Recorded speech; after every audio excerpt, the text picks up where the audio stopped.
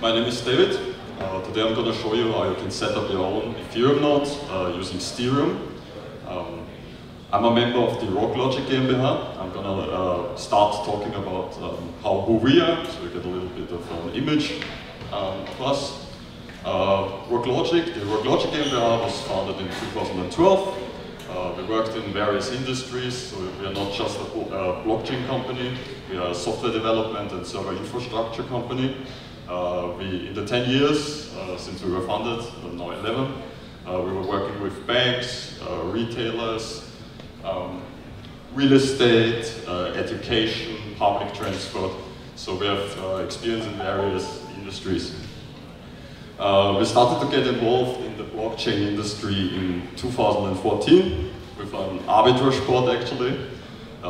It worked great on good days, and on bad days it was a huge catastrophe. So over the years, after Ethereum came up, our founder, Stefan, started a hobby project, ETH Docker Composer, which had his first commit on the 13th September of 2020, which is roughly around 2 months before the big chain mainnet actually launched. Over the last 3 years, we basically took the time to build out from what we have learned, a better setup that I'm going to show you today live, if I can, hopefully. First, let's talk about Ethereum nodes in general. So basically, I'm pretty sure most of you know what an Ethereum node is. Ethereum node, in like really short form, is your access point to the Ethereum blockchain. The Ethereum blockchain lives on Ethereum nodes.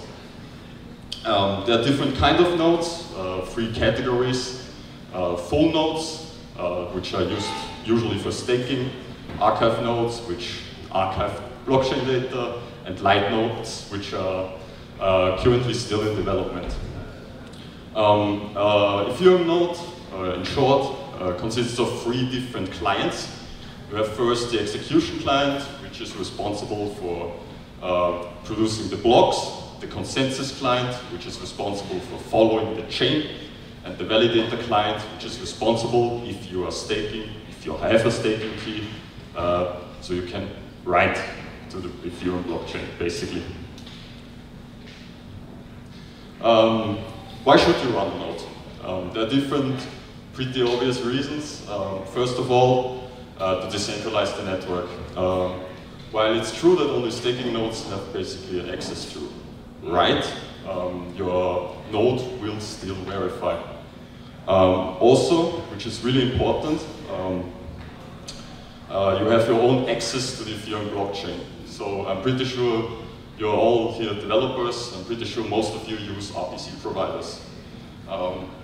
With your own Ethereum node, you're not limited to the RPC provider or what the RPC provider gives you. And last but not least, the thing I'm going to talk about, I'm going to show today, is solo staking. What do you need to run your own node? First of all, you can run it on a local server, a VM, or in the cloud. Doesn't really matter. The resources you see here are recommended resources. You can probably start it a little lower, but I recommend you this for functional solo staking. So it's 2 terabyte storage. It has to be an SSD because an HDD is not fast enough to follow the chain. At least 8 cores CPUs, more is always better, and 60 gigabyte of RAM. Also, a broadband internet connection. Please don't try the Wi-Fi, it doesn't really work, with at least 25 Mbit per second. So, there are different ways how you can run your own node. I don't want to only talk about what we do. There are various projects actually in the staking ecosystem of Ethereum. Some of them are, for example, you can set it up yourself along with a guide. A good resource for that is the SAT guide. Here's a step-by-step. It's a really nice resource. Then the ETH Staker community has its own installation tool. It's called Ethereum Wizard. It's maintained by a ETH Staker, a high ETH Staker contributor called Remy. as well as ETH Docker, which is also maintained by another ETH staker personality called Yorick, as well as the known Avad and Deep node, which use basically the same architecture. And also, last but not least, what I want to talk about today is Stereum itself. Stereum is an Ethereum Node setup. We basically developed it with ease and flexibility in mind. We want to have, so if you need a full node, you can make this in 3-4 clicks, which I'm going to hopefully show you, as well as you can go into every single config and just play around with it if you want to. So I will also show this.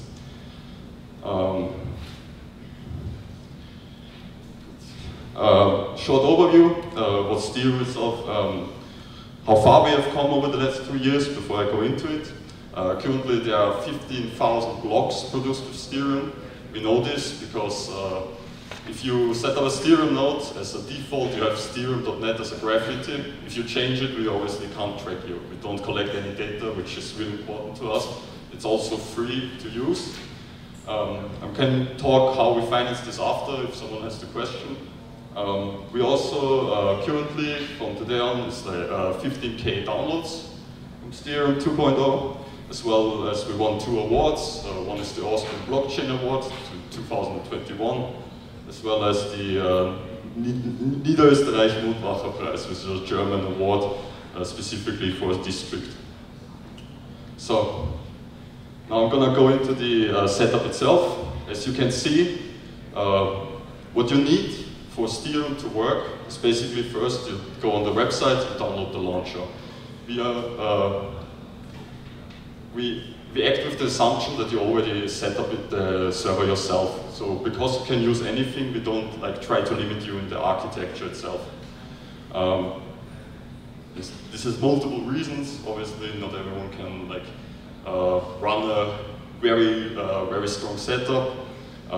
Also, what's also really important, what you need is Ubuntu 2020.04 as a server OS.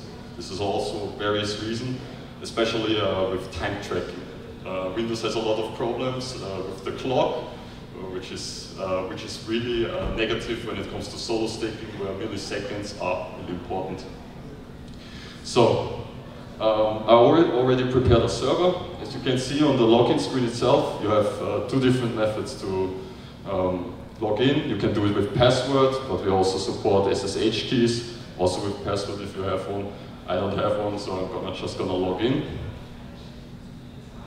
Takes a few seconds. Okay, this screen is the basic installation screen. You have 3 different options. On the left side, you have the one-click installation. I think that's pretty self-explanatory, but it's also the one I'm gonna show, so I'm gonna focus on the other 2 for now. The custom installation, which is an option for people who actually have a little bit of expertise, who know what they are doing, who are capable of basically connecting the clients themselves, modifying themselves, who maybe want to run a little bit more complicated setups, or anything like that. As well as the config import option. The config import option in the Stereum settings, you can export, so if you have a node, you can export the settings, the configs of the node, and take them with you, and then just import them here, and basically set up a node with the same configs you had before. It's quite nice if you maybe have to migrate from one machine to the other. Yeah. So I'm going to go into the one-click installation. We not only support Ethereum mainnet, we also support Gnosis. So for people who don't have 32 ETH, if you want to try out staking, it's especially an option. Also because Girl is a little bit supply limited, I have to say. We also support Girly and Sepolia. I'm gonna go with Girly for this one. As you also can see, we have we also support different protocols. So the classical solo staking on the left side. Then you have math-boosted solo staking, which is basically execution consensus validator client plus math boost, where you can select a release yourself. SSV network, which is with the SSV technology, you can split keys into 4 different parts. It's basically an additional fallback. If if you can set up 4 machines, you can run your keys on 4 machines at the same time, and if at least 2 of the 4 attest, you will attest, and it's basically just extra security. OBOL, pretty similar, also SSV technology, just a little bit more, just a little newer. It's probably gonna, both of them probably gonna release on mainnet, I think in 1 month or 2 months, at least like on the road there. It's currently only for early testnet. So I'm gonna go with staking. As you can see, you have here recommended clients. So as soon as you start up, what we're gonna do is we're gonna fix the execution client. It's basically always SCAF. This is a few reasons. It's the most stable one, and for beginners, probably the best option.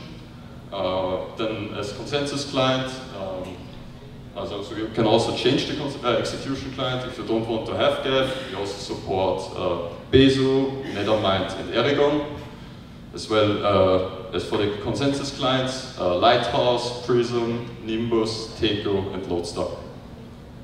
I'm gonna go with Nethermind and Lighthouse. It's my favorite combo. You can also change the installation path. Per default, Stereum chooses the installation path with the highest storage. If you want to change it, if you run multiple and you have a different idea, you can always change it in here. I'm gonna leave it as is. Next is the sync option. As soon as you install the node, it has to sync the Ethereum blockchain. For the execution clients, you usually you only have the Genesis option. For the consensus client, there's the checkpoint option, which basically, as the name basically already tells you, you are going to start syncing from a checkpoint onwards. You can here select the source, but you can also, if you don't trust any single entity in here, you can also input your own URL. It's just a URL, it's all it needs. Or if you need it, for example, for data, I recommend the Genesis option. So now you can see there's a small installation summary. It just tells you where it's going to install, what it's going to install. We also install with it Prometheus, Grafana, as well as Prometheus Node Exporter, and a service that's called Steum Notifications. The Prometheus and Grafana are for monitoring. We need them for the control page, which I'm going to show you later. And the Steum Notification service is basically necessary if you want to receive mobile notifications for your Ethereum node. We have an app, it's going to come out in 2 weeks hopefully. We're just debugging it currently. And with this you can basically just connect it with a QR code and you receive node alerts. You can also set the node alerts up yourself in Grafana, so if you don't like our default alerts, you just make your own. So, installation takes a few minutes.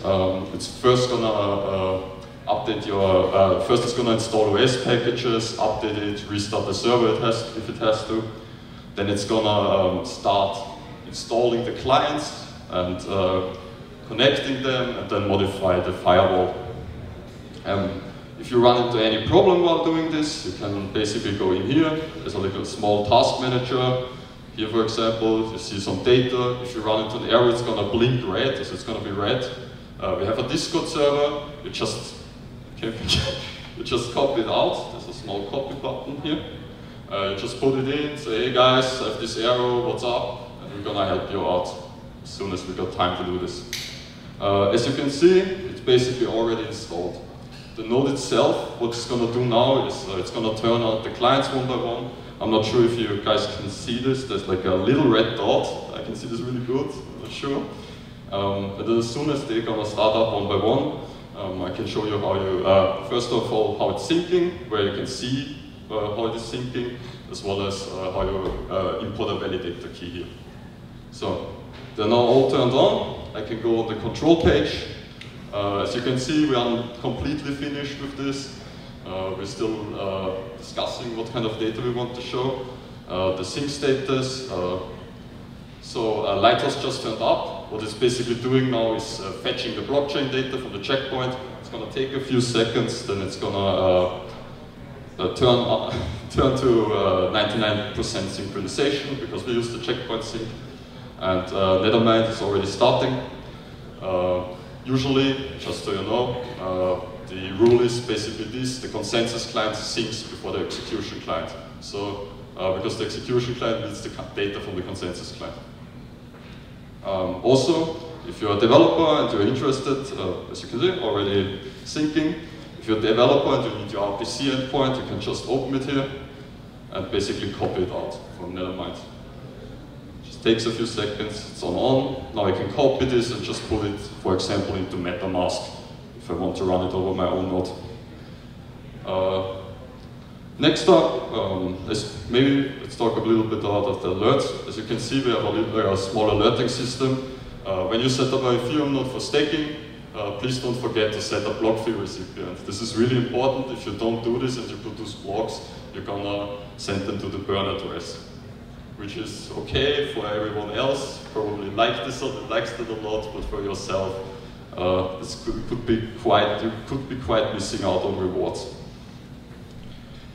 Next up, the staking page itself. I'm gonna import a key here. Second. I'm choosing the keys, then I can choose what validator client I wanted to import to.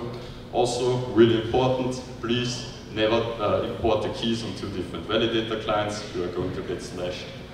Having said that, please also don't build any complicated fallback mechanisms for staking. This is not necessary. I will talk about why as soon as I'm finished showing a little bit. I'm gonna import this into Lighthouse. It first asks me if I want to use a slashing protection database. Slashing protection database, I think the name already says it. You can export this as soon as you remove the validator client for your node. It gives you just an extra bit of security whenever you import a client. I'm gonna choose no because I don't have a slashing protection database with me. Then I'm asked to enter the password.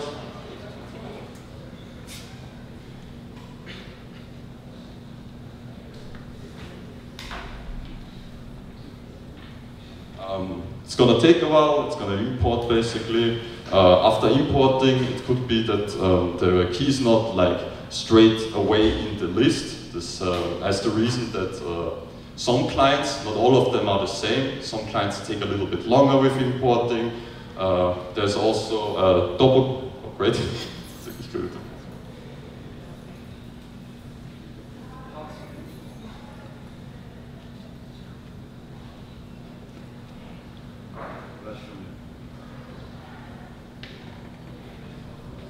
Sorry, wrong password.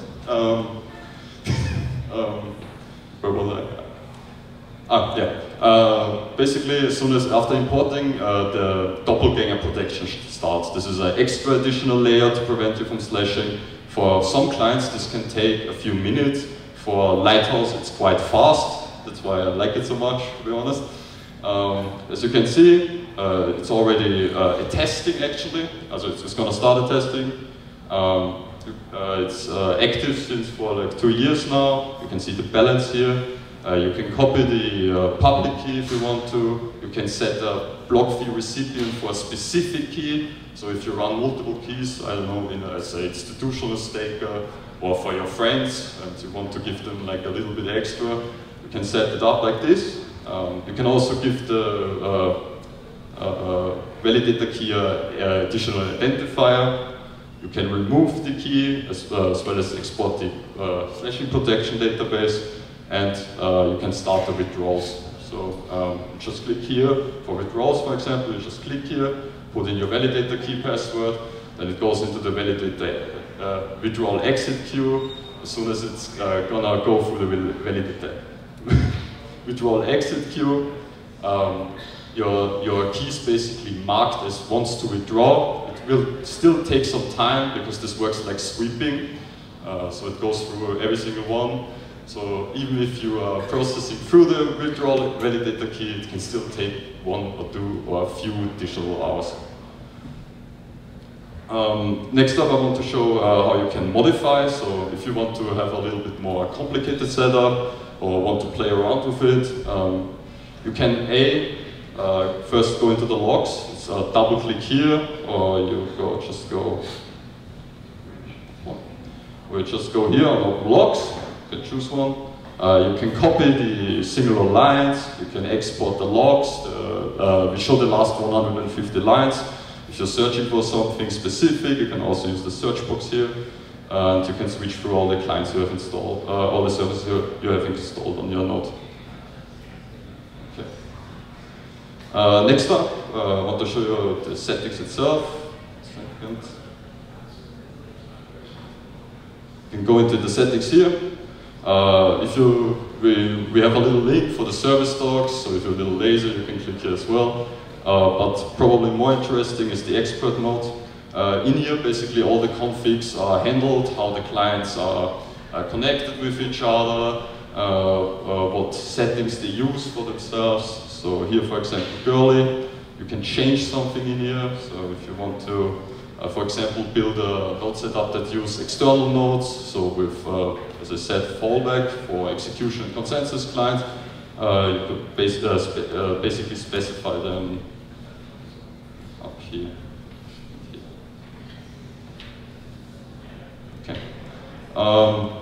Next up, this one is a normal staking node. Let's say you want to install MathBoost. You have it long enough running and you're now interested in running MathBoost as well. You can simply go into edit node here. You go on the right side. You will see in here all the clients. You can, as I said, this is also the custom installation option. So basically you drag and drop whatever you want out of here. I'm gonna just search for MathBoost. It's this one. I'm going to drag in here. I can pick the available block relays here. I can connect it to the consensus client here. Please make sure that this is green. Just add here and then confirm it. It's a lot of steps, but it's necessary because if you play around too much with it, or you could break something pretty easily otherwise. Now MathBoost is installed. I can go in here as well. Choose the block relays. We have a little America flag if you want to know what's OFIA compliant or not. With MathBoost, I also give the tip, just pick as many trusted relays as you can. It doesn't matter if you choose all of them, it's always going to pick you the best block one of these relays produces. This means if you pick all of them, it just takes the best block all of them produce. If you only pick two, it only takes into consideration the two relays basically picked. Next up, you still have options here. You can restart, you can start, stop, you can resync if something breaks. It's gonna break. Sometimes if you have a power outage, your blockchain database is corrupted. If the could happen, then you just go in here, you can just resync, basically deletes the old database and starts syncing again. Okay. Last but not least, maybe I'm just gonna show you Grafana. So you can see you can also open Grafana, so if you have a favorite staking dashboard, whatever it is, you can import it as well. It's going to probably take a little bit.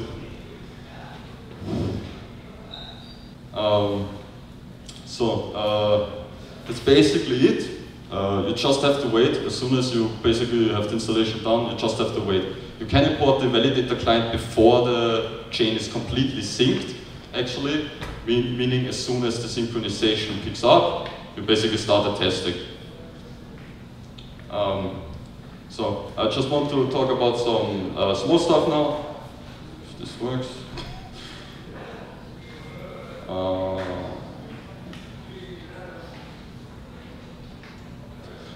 Some small do's and don'ts. As I said already, the most important stuff is please don't try to over-engineer this. It's not necessary. If you have downtime, even if you have downtime, you make back in around the same time you were down. This means, let's say you're down for 8 hours, you will have it back in 8 hours.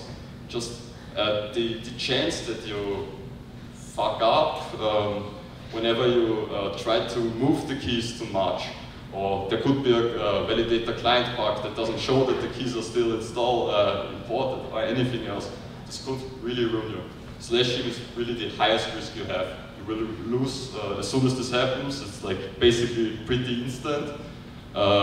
You lose one ETH and your key gets kicked out of the blockchain. Yeah. Last but not least, I want to talk a little bit what's next. So we have seen what we currently have. We want to do some general polishment and improvements. There's still a lot left to do, especially when it comes to the UI. The backend is pretty tested. We developed this for 3 years. The UI itself is basically the new part with 2.0. We also want to improve the better handling of multi-node setups, meaning if you have the machine to run Ethereum Node and the Gnosis node at the same time, we want to enable you doing that. Also integrate more use cases, for example, L2 nodes come to mind here, and other staking protocols, as well as work on the mobile app itself. I want to talk maybe how you can get involved if you're interested in this. We have an open source GitHub, you can contribute, as I think most of you are comfortable with. As well, which is a little bit simply different. We're also currently searching for translators, so if you speak a language that isn't English, please reach out to us. You can earn a 100 DAI. We hope to reward this. It's pretty simple. We use crowding for this, like Ethereum. It's just an hour of work, 1.5 hours of work. So if you don't mind and want to help us out, please reach out to us.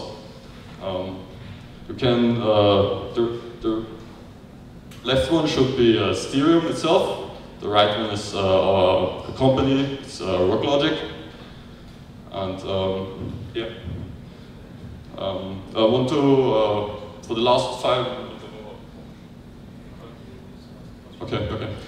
Just want to open some questions. If anyone wants to ask anything, I would pass it over to Beza, because I have to drink something, I'm getting a little sweaty. So if anyone wants to, please raise your hand.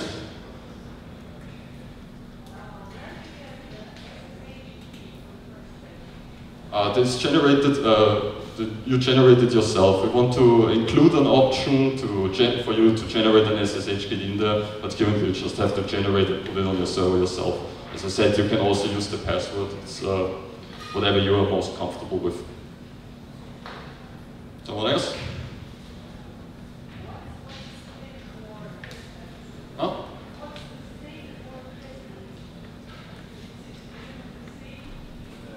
Say. Okay, that's better.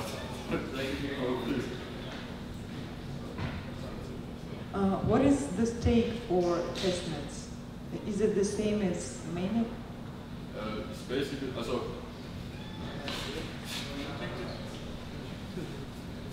so if you use the girly testnet, it's basically the same as for mainnet. The testnet leads a little bit with less resources than mainnet. You should keep that in mind, but it's not that huge of a difference. Also, if you want to try out staking, you have to do it on girly because Sepolia is a permissions validator set. So you can only use it for DApp development, Sepolia. But girly, you can just try it out. As I said, it's a little bit a problem with the supply of the girly ETH right now, because you can't get them that easily. But that's basically already solved, because I think with 15th of September, if I'm not mistaken, we will have another Ethereum testnet. It's called Wolinski. And if you want to try it out, then please just join the Discord. I'm pretty sure we have some ETH to just give out to try. Someone else? Just how things can go wrong.